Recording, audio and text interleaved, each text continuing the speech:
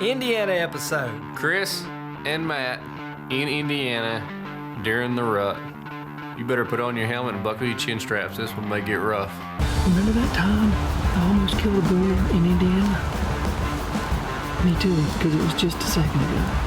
This episode, it's got comedy. My granddad would roll over his grave if he saw a man hunting on his laptop. Insanity. My cameraman and partner is completely screwing me though.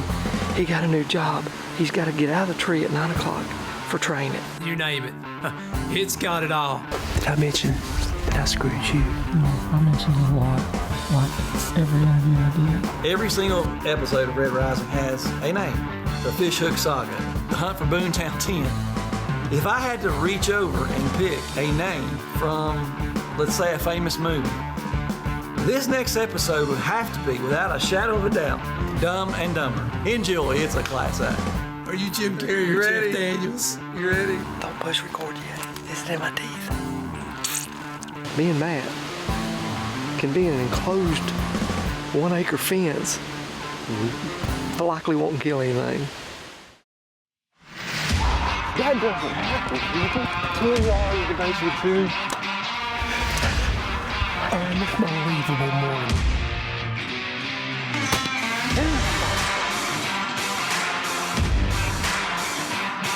You carried that man all the way. That's a big deal, Chris. Are you kidding? What a deer, son.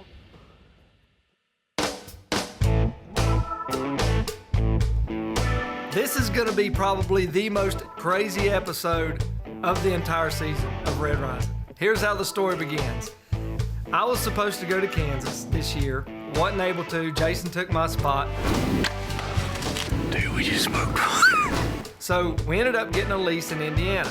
We get to Indiana, and Matt advises me once we get there that he can't hunt any evenings, and he can only hunt till 9 o'clock in the mornings. I really had no idea that they were going to switch my schedule after I got there, and I ended up having to spend the majority of the time behind my laptop in the hotel room.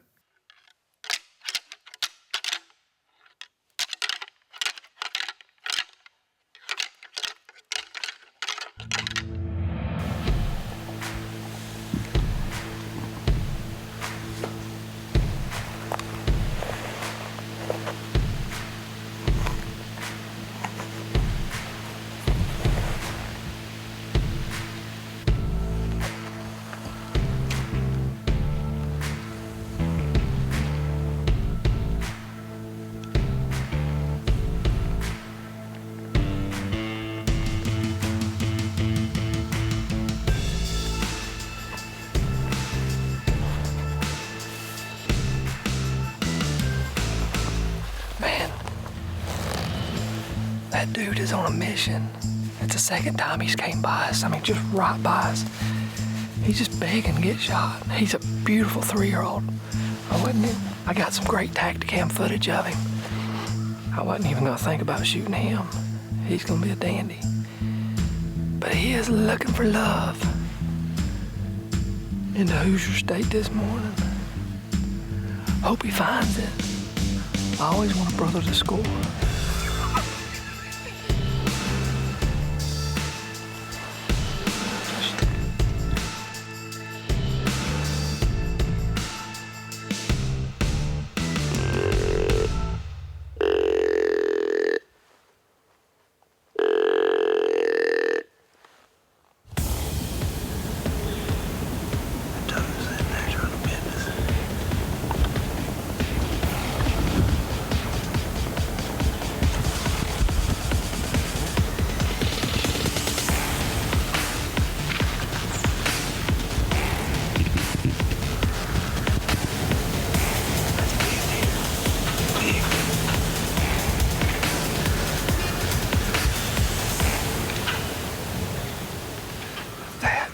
Was a solid deer.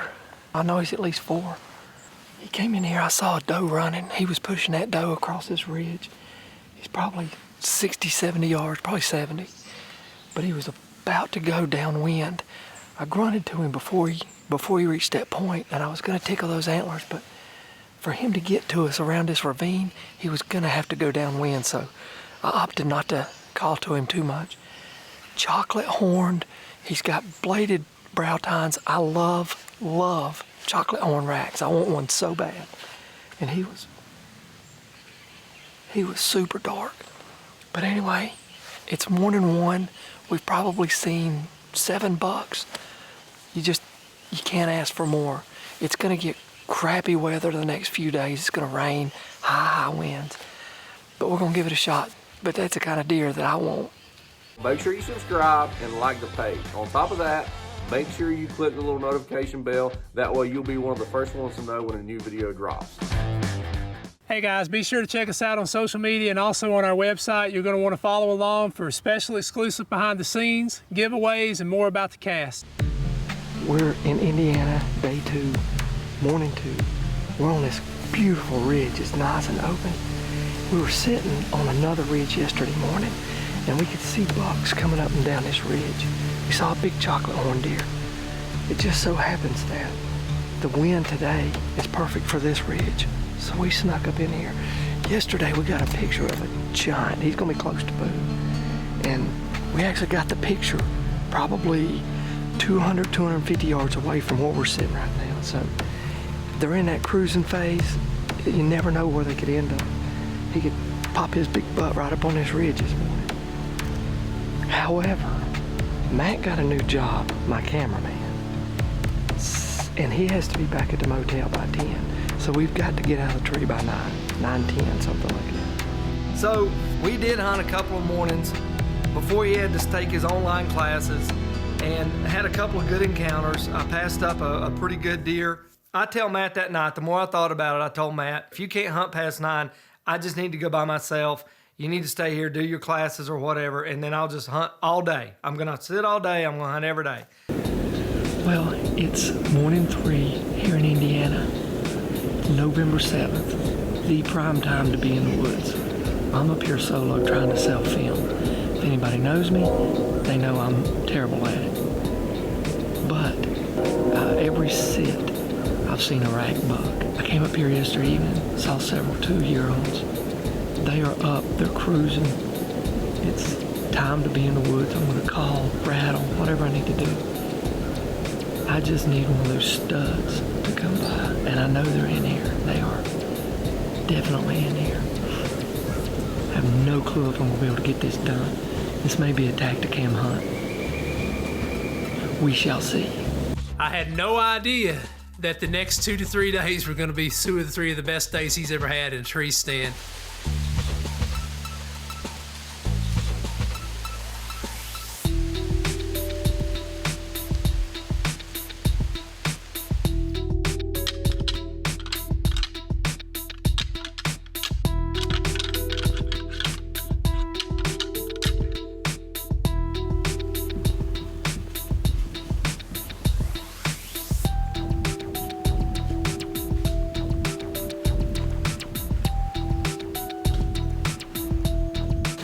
That was cool. I had just finished rattling and grunting, and that 2-year-old 10-pointer came up from behind me. I mean, he walked 10, 15 yards right here in front of me.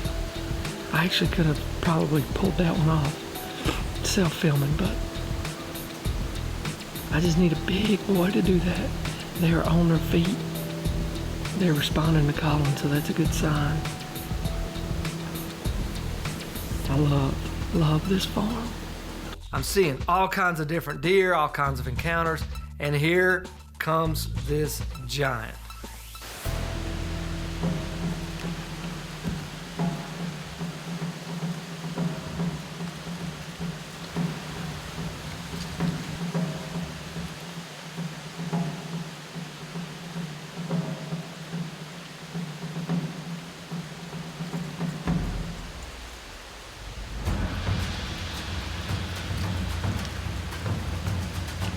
So I'm filming him, I'm making sure I get good footage, and there's a shooting lane right in front of me. There's a 100% chance this deer is gonna step into this shooting lane.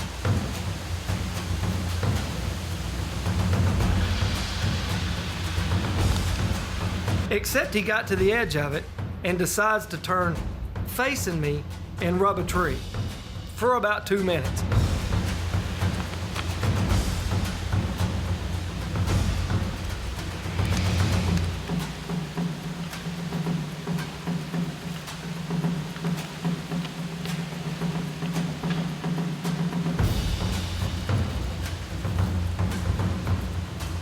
He absolutely shreds this tree. So at some point I'm thinking, okay, he's gonna quit. I'm gonna grab my bow.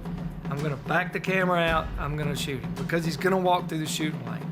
So back the camera out a little bit. The deer's still running the tree. Grab my bow, getting ready to get pulled back.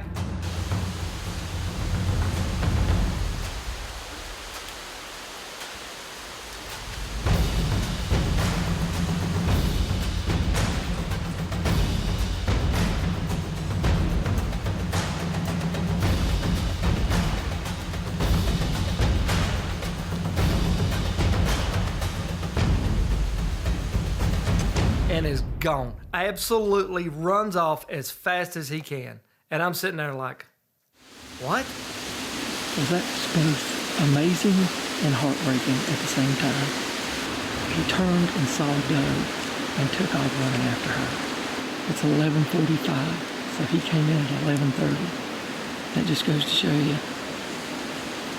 sometimes you need to pack your lunch in.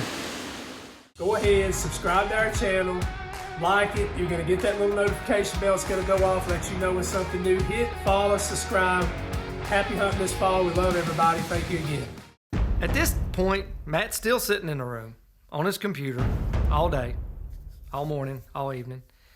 So I go in, sit all day. It's 19 degrees. And at about 3:30, I hear some deer coming down to my left. There's a bunch of does running down the hill. I knew there was gonna be a buck behind them.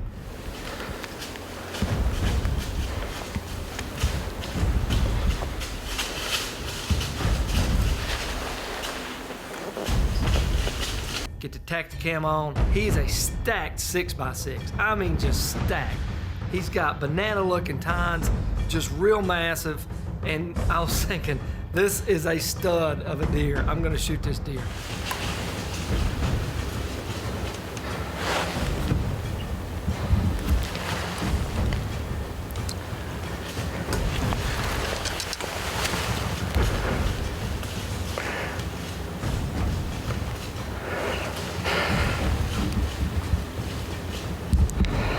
The string pops down a little bit and it caught that camera. It swings the camera all the way around the side of the tree. Let my bow down. I'm reaching around trying to grab the camera, pull it back, pulled back. I got full draw and I'm sitting there holding and holding and holding and he's just facing me. And I wasn't gonna take that shot.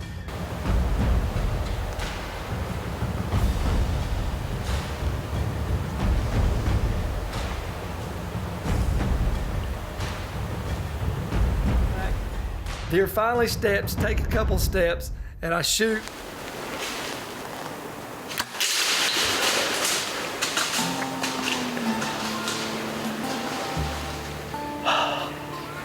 He was right there at 22 yards, wide open. That is why I hate self-filming. This camera has saved 2 giant deer's lives today. 2. Could have shot him 50 times at 25 yards. He went out of frame. I was getting ready to shoot. Had let the camera down, hit the stupid camera. Camera flies around sideways. Finally get back on him. He's 1/4-2, just standing there, standing there, standing there. By the time he walks off, it was in between some trees. I thought I had a clear shot. Hit a stupid limb. It ricocheted off. I mean, I wasn't even close. Hit that limb. I'm not one to place blame on anyone. I'm really not. But I blame Matt 100% on this hunt. I'm not trying to make Matt feel bad, but it would have really helped to have a cameraman in the tree today. I hate self-filming. I hate it. Ugh. I miss this deer. I'm walking back, crossing a fence, fall, hit my bow, get back in the truck, get back to the motel, drop my phone breaks, So by the time I got into the motel room where Matt was still on his computer, it was a pretty heated little discussion. Well, it is November 8th here in Indiana. Yesterday was one of the most exciting and most frustrating days ever. I had that big buck come in, and I was just waiting for the right shooting lane, trying to get the footage. He saw a doe, took off the other way, and that was it. Yesterday evening, I had that big mainframe 12-pointer 6x6 come in, and I hit a sapling. My arrow goes flying 10 yards to the left. I was frustrated last night. I got back to the motel. I was getting out of the truck, dropped my phone, shattered my screen. So yesterday was both good and it sucked. So hopefully today will just be good.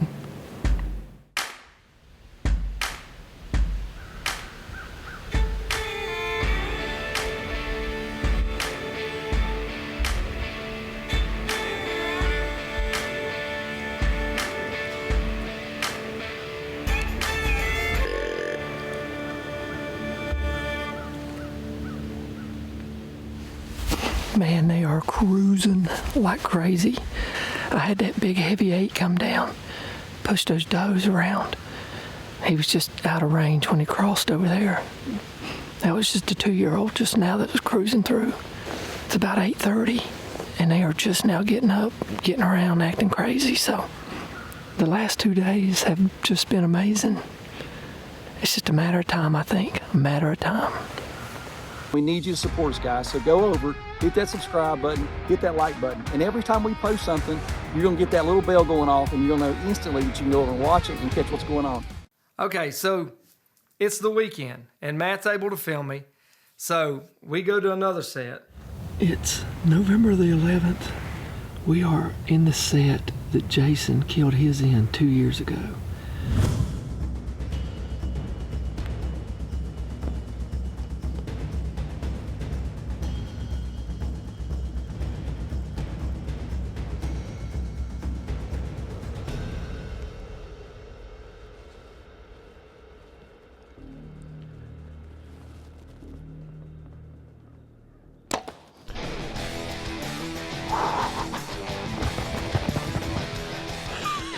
Tell me that ain't some cool stuff. Look at those split twos and an extra point right here. What a deer. It's just a travel corridor. There's some pines right here. Hardwoods right there, and they just go down the edge of these pines. So we're pushing the wind a little bit with this set this morning, but we've been here for a week.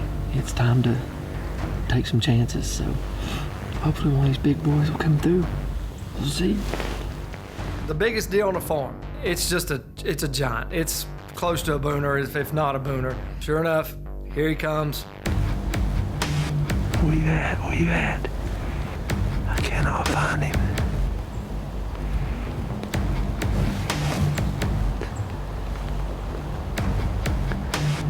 Come on, let this happen for a little bit. I see him, I'm on it.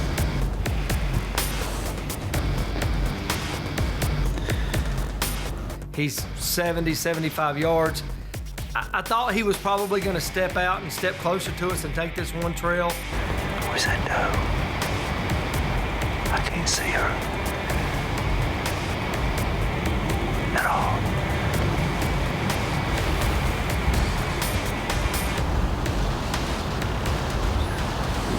Come on, buddy. Come on.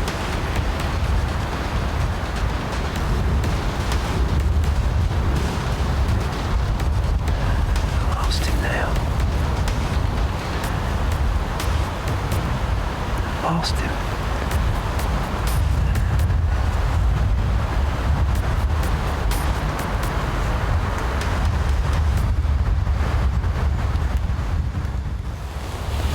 Remember that time I almost killed a booner in Indiana?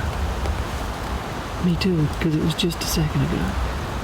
The worst thing about it is it's Matt's turn to hunt this evening. We're going back to the same set, so that sucks. You don't want to see me kill it? No. You don't want to see me kill it. Or James. I hate you. Okay, with everything that has happened up until this point, I know you people are praying. Surely, after all this big whitetail footage, they are bound to make something happen. Well, I had to shoot it because you couldn't have been able to hit one. At this point, I told Jason, I said, the only way that they're gonna come home with a deer is if they go to the convenience store and some dude from down the road has killed a deer and he's gonna let them take a hero pick.